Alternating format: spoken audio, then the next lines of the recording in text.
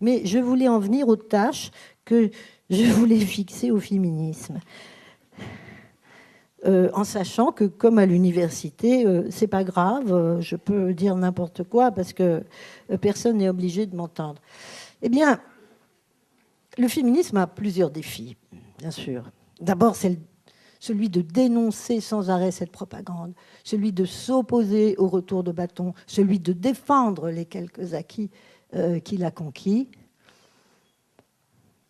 et celui de définir finalement s'il pouvait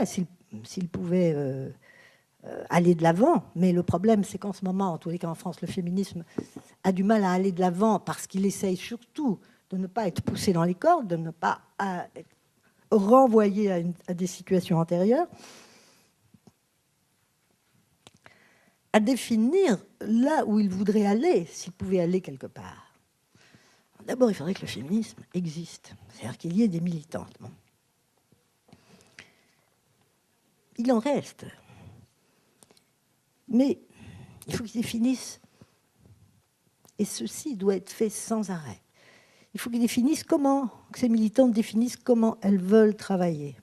Et là, je mentionnerai brièvement, par exemple, cette question qui est encore une question qui nous fait revenir en arrière, c'est que, par exemple, la non-mixité des groupes féministes est remise en cause en ce moment, en tous les cas en France. Elle est remise en cause parce qu'il y a des groupes mixtes. C'est très bien, les groupes mixtes. Mais il faut aussi qu'il y ait des groupes non mixtes.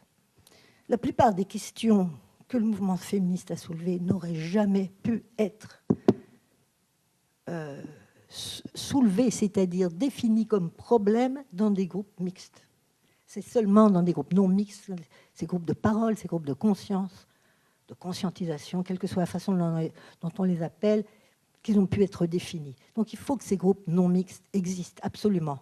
Non seulement dans la lutte féministe, mais dans toute lutte d'opprimés. Il faut qu'on soit entre opprimés, partageant le même sort, ayant ceci en commun, et n'étant pas dans le même groupe, avec les gens qui sont individuellement de bonne volonté, mais qui sont structurellement dans une situation dominante par rapport à nous, et par rapport à qui nous nous sentons toujours inférieurs. Et puis, ça ne suffit pas pour définir là où nous voulons aller. Ça ne suffit pas pour définir là où nous voulons aller. Et là, ça devient très compliqué. Et ça devient très compliqué, ça l'est déjà depuis le début. Car, vous le remarquerez, si vous regardez l'histoire du féminisme, de la deuxième vague du féminisme depuis ces 30 ou 40 dernières années, eh bien, à chaque fois qu'il y a une nouvelle question se présente, eh bien, il y a une nouvelle division du mouvement féministe. Je ne vais pas les citer ici, en tout cas citer celle du mouvement français, mais prenons-en une qui me semble être commune à l'ensemble des pays occidentaux, c'est par exemple la position sur la prostitution. C'est-à-dire, qu'est-ce qui est bon pour les femmes? Qu'est-ce qui est féministe? Quelle est la position féministe par rapport à la prostitution? Comment évaluer ce qui est féministe et ce qui n'est pas féministe?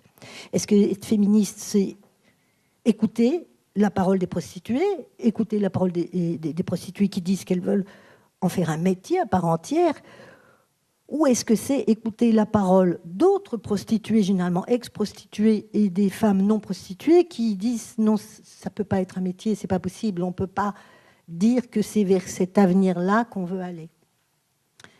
Je pense qu'il y a des passerelles, il y a des passages, il y a des façons de dépasser cette opposition.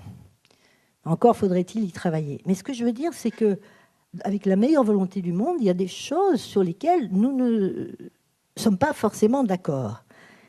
Et puis, il y a un autre défi. Et cet autre défi, enfin, qui n'est pas forcément un autre défi, le défi, il est justement d'arriver à travailler entre féministes avec toutes les féministes. Et un des défis en ce moment, c'est de travailler pour nous autres féministes, disons, occidentales. En tous les cas, en France, nous avons eu un mouvement féministe majoritairement, ou même entièrement blanc. C'est de travailler avec des féministes qu'on peut appeler du Sud, du tiers-monde, post-colonial, on peut appeler de n'importe quelle façon, mais qui, d'une façon ou d'une autre, sont soit dans des pays dominés par l'Occident, soit à l'intérieur des pays occidentaux, comme la France, dans des groupes dominés. Or, il me semble très difficile, enfin, c'est pas impossible, on arrive toujours à faire des scissions à l'infini et à être totalement inefficace politiquement. Je veux dire, c'est pas difficile même d'être inefficace. Mais la question, c'est est-ce que c'est ça qu'on veut faire? Ou est-ce qu'on veut arriver à travailler avec toutes les féministes?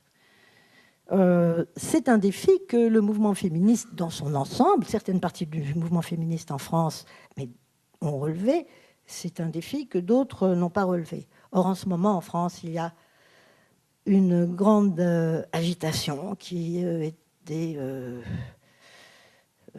nous pendait au nez depuis longtemps et qui est probablement une bonne chose sur la question raciale. Enfin, pour moi, c'est une bonne chose, car je disais depuis pas mal de temps que nous étions dans une société qui, non seulement avait des discriminations raciales, nous devons une société de caste, hein, avec des féministes, puisque la situation... Je ne dis pas des femmes, des enfants, je dis des féministes, de travailleurs immigrés, qui, des ex-colonies françaises, non pas l'oppression patriarcale comme seule oppression. Dans leur cas, est transmise de père en fils et de mère en fils, c'est-à-dire devient héréditaire, et quand une situation de classe devient héréditaire, nous devons les entendre, une situation de caste, et nous ne pouvons pas les renvoyer. Donc je suis parce que pas mécontente de voir que ces enfants qui sont des citoyens français et des citoyennes françaises se rebellent, relèvent la tête et disent nous voulons nos droits et tous nos droits. Si on veut vraiment maintenir un nous des femmes et continuer à dire qu'il y a quelque chose qui existe de l'ordre de l'oppression des femmes, pas de l'oppression des femmes dans ce pays seulement, ou des femmes ailleurs, etc., eh bien, il faut prendre en compte toutes les formes d'oppression, et tout ce que les femmes qui les subissent en disent, et non pas ce que nous disons de notre point de vue, qui est très particulier, qui est très spécifié, qui est très local, en croyant parler à la place de Dieu. Ça, c'est un coup que les hommes nous ont fait. Alors, il ne faut pas qu'on le fasse, nous, à d'autres femmes. Et puis, je vais m'arrêter là, car j'ai largement dépassé mon temps, et je vous remercie.